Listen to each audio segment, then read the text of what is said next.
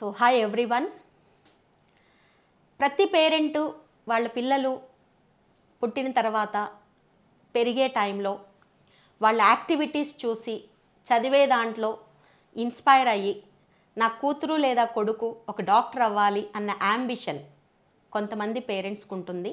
At the same time నాకు తెలిసిన కొద్దిమంది పిల్లలు during 3rd class 4th class నుంచే ఇన్స్పైర్ అయ్యి వాళ్ళ టీచర్స్ స్కూల్లో వాళ్ళ టీచర్స్ చెప్పిన ఇన్స్ట్రక్షన్స్కి ఫాలో అవుతూ డాక్టర్ అవ్వాలి అన్న యాంబిషన్, మెడికల్ కిట్ని చిన్నప్పటి నుంచి తీసుకుని చక్కగా దాంతో టైం స్పెండ్ చేస్తూ ఎంజాయ్ చేస్తూ పెరిగిన పిల్లలు కూడా ఉంటారు.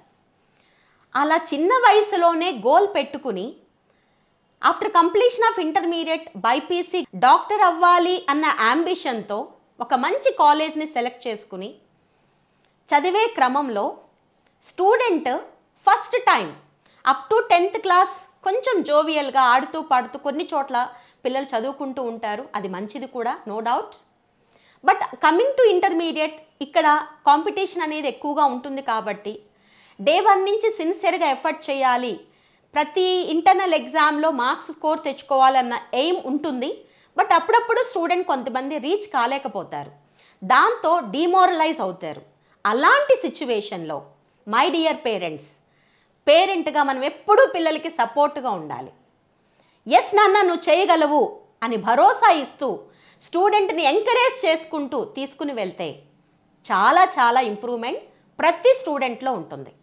ఈ ప్రాసెస్లో కాలేజ్ మేనేజ్మెంట్ కానీ, వాళ్ళ క్లాస్లో టీచ్ చేస్తున్న టీచింగ్ స్టాఫ్ కానీ, అడ్మినిస్ట్రేటర్స్ కానీ ప్రతి ఒక్కరూ పాజిటివ్గా స్టూడెంట్ని ఎంకరేజ్ చేసుకుంటూ తీసుకువెళ్తే కన్ఫామ్గా ఎలాంటి స్టూడెంట్ అయినా ఒక మంచి మాటతో మారతారు అనేది నా ఎక్స్పీరియన్స్లో నేను ఫీల్ అయింది.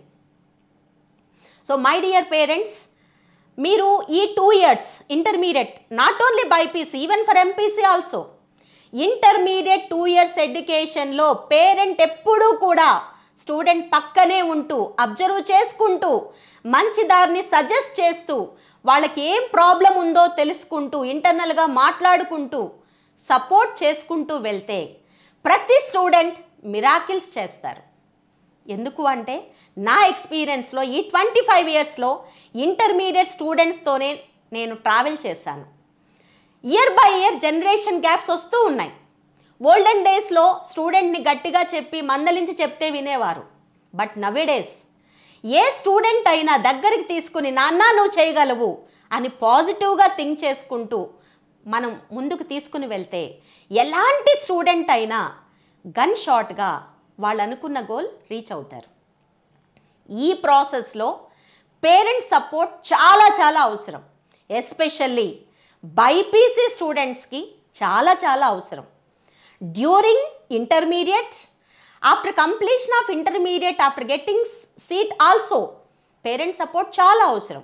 ఎందుకు అంటే బైపీసీ సీట్ వచ్చిన తర్వాత ఎంబీబీఎస్ చదివే రోజుల్లో కూడా ఆ స్టూడెంట్కు ఉండే స్ట్రెస్ లెవెల్స్ ఉంటాయి.